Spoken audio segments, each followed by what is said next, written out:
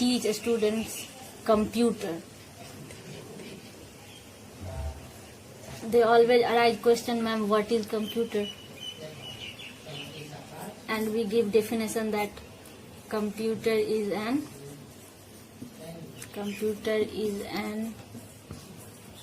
electronic device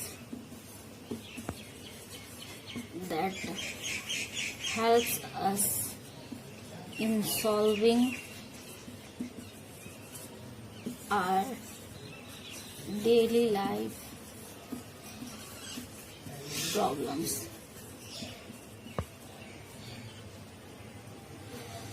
तो अब question आता है कि कैसे प्रॉब्लम्स को कंप्यूटर सॉल्व करता है और हम कंप्यूटर का यूज क्यों करते हैं प्रॉब्लम सॉल्व करने में।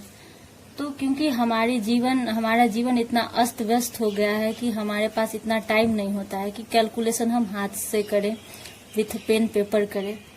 उतने टाइम का हम यूज दूसरे कामों में कर सकते हैं। तो we use computer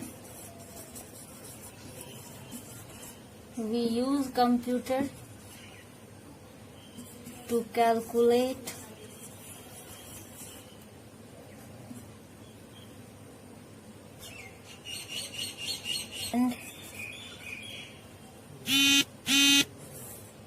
and to find out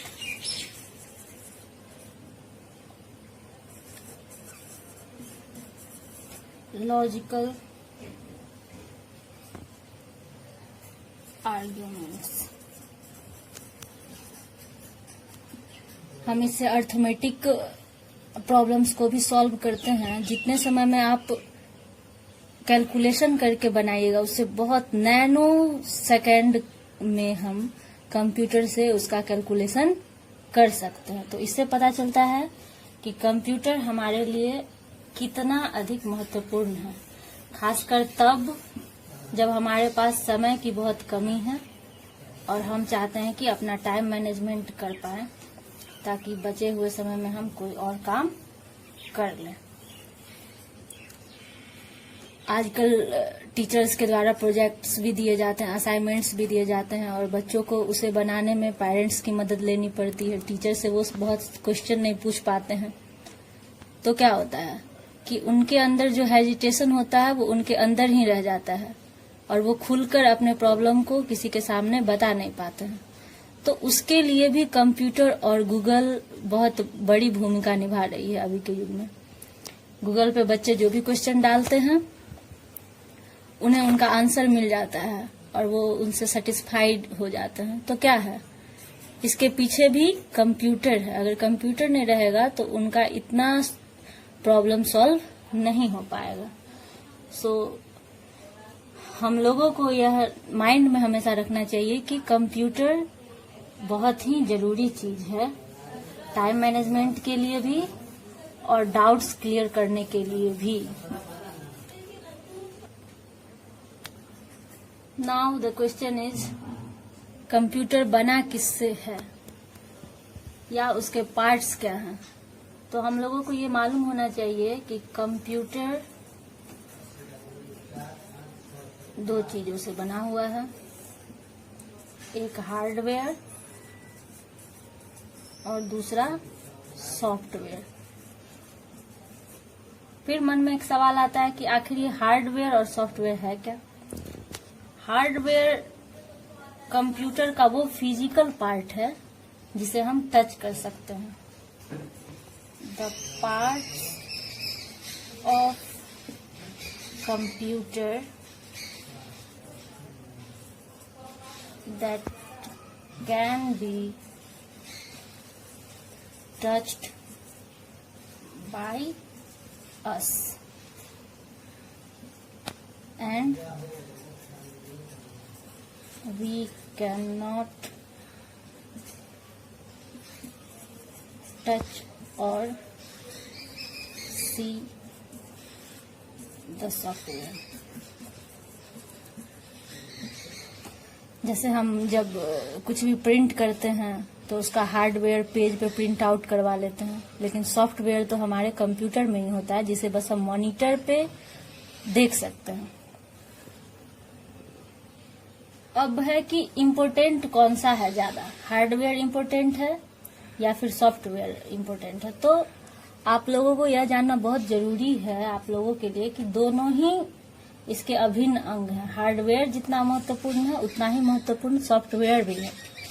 क्योंकि हार्डवेयर अगर हम एग्जाम्पल ले मानव शरीर का, तो हार्डवेयर अगर शरीर है, मानव शरीर है, तो सॉफ्टवेयर उसका प्राण है। जिस तरह से एक अच्छा भला मानव शरीर रखा है और अगर उसमें प्राण नहीं है तो वो निष्क्रिय है, किसी काम का नहीं है। बिल्कुल उसी तरह एक बहुत ही महंगा कंप्यूटर, डेस्कटॉप, लैपटॉप आप अपने घर में रख लीजिए, लेकिन अगर उसमें सॉफ्टवेयर इंस्टॉल नहीं है, ऑपरेटिंग सिस्टम नहीं है, तो वो कंप्यूटर किसी भी काम का नहीं रहेगा।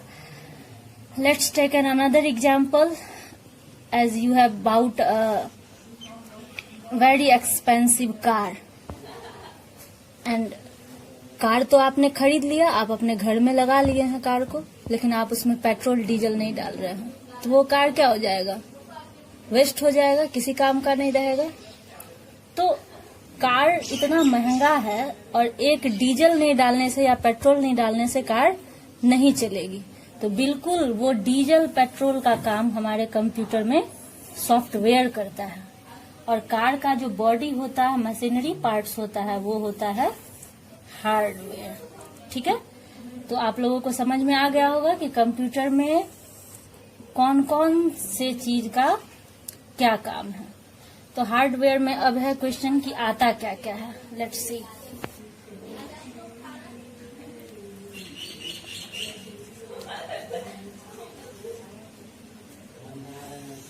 हार्डवेयर में क्या क्या आता है।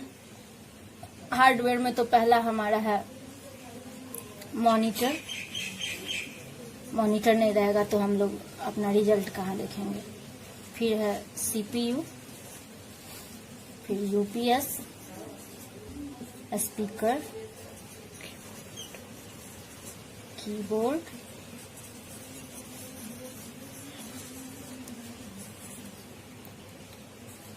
स्कैनर,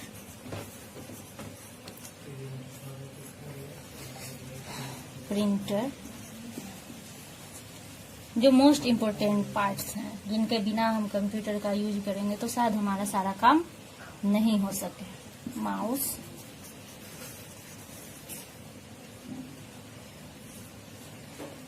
और मदरबोर्ड तो इसी सीपीयू में रहता है, तो लिखने की जरूरत नहीं है। अब आता है सॉफ्टवेयर। आज हम लोग बस इसके एग्जाम्पल्स देख के आज के लेक्चर को इसी पे खत्म करेंगे। आगे हम लोग पढ़ेंगे कि हार्डवेयर के सारे पार्ट्स का क्या काम है और सॉफ्टवेयर का जो पार्ट्स है उसका क्या काम है। तो सॉफ्टवेयर में आता है ऑपरेटिंग सिस्टम,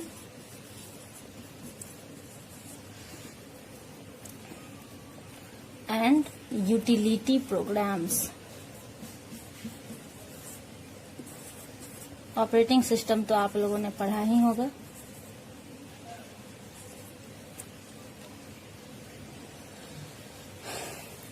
ये सब तो आप सबके जानकारी में होंगे कि मॉनिटर क्या होता है, सीपीयू क्या होता है, और ये जितने भी चीजें हैं ये सब आप लोग जानते ही होंगे। जो जानने की चीजें हैं वो है ऑपरेटिंग सिस्टम क्या होता है और यूटिलिटी प्रोग्राम्स क्या होता है। तो ऑपरेटिंग सिस्टम एक ऐसा सॉफ्टवेयर है जो कंप्यूटर को इंस्ट्रक्ट करता है what to do and how to do. Operating system is a software that instruct a computer what to do and how to do. And what is utility programs? Utility programs helps operating systems to run well. Okay? And operating system के तो बहुत सारे काम है। Operating system जैसे पहले आप ये समझ लें कि ऑपरेटिंग सिस्टम शुरू कहाँ से होता है। आपको कैसे पता चलता है कि ऑपरेटिंग सिस्टम हमारे सामने आ रहा है। तो जैसे ही आप अपने कंप्यूटर को बूट करते हैं और कंप्यूटर ओपन होता है तो जो सबसे पहले प्रोग्राम का नाम लिखा था सॉफ्टवेयर का, जैसे माइक्रोसॉफ्ट विंडोज या फिर उबंटू या फिर लिनक्स या फिर यूनिक्स, एनीथिंग, तो वो जो सबसे पहले कंप्यूटर ऑन करने के बाद लिखा था वो होता है हमारा ऑपरेटिंग सिस्टम, जो हमारे पूरे कंप्यूटर के फंक्शन को रन करता है, पूरे फाइल मैनेजमेंट को देखता है। और जब मैंने पहले ही कह दिया है कि इट्स लाइक अ प्राण ऑफ ह्यूमन बॉडी, तो यही मेन चीज है जो हमारे कंप्यूटर को एक्टिव रखता है। और यूटिलिटी प्रोग्राम्स हेल्पर है जो हमारे कंप्यूटर में बग्स को फिक्स करता है, क्योंकि आप सब जानते हैं कि आप तो इंग्लिश में देते हैं कंप्यूटर को कोई भी इनपुट, लेकिन कंप्यूटर उसको इंग्लिश में पढ़ नहीं सकता, because computer knows only one language that is called machine language और बाइनरी लैंग्वेज।